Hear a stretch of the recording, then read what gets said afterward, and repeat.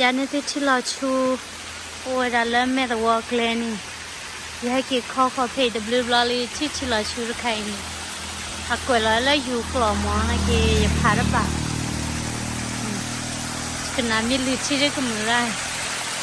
ว่าแต่เล็กถ้าเราพอพูดออกมาได้จะเล่น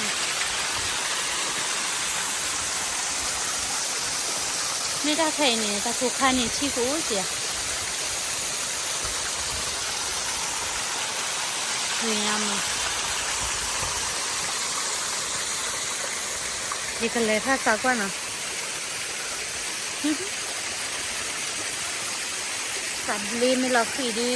เนี่ยเอ้ยสัตว์เลี้ยงว่าเลี้ยงใคร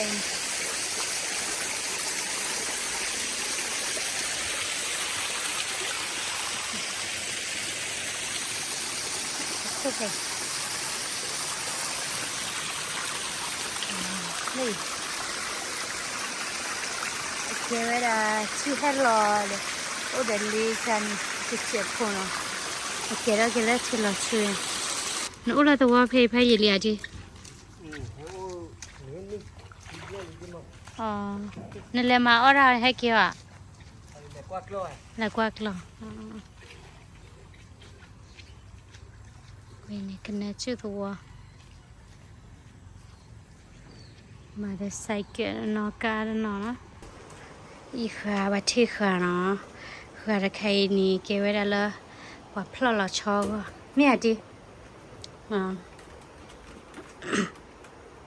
ที่จะพลาดเนี่ยบัดที่ป่วยน่ารีแหละเนาะเนี่ยที่มีอุบวิลานะไอ้เนี่ยที่ขาแล้วเนี่ยก็เจ้าก็หรอ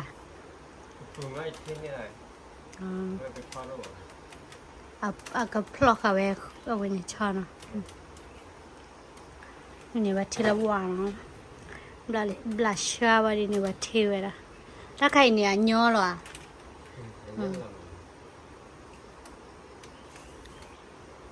ชั่วโมงก็ไปยาแล้วนวิชาข้อชีขนาดมันไม่ได้เนี่ยที่ย้อนนี่หรือก็บ้านะ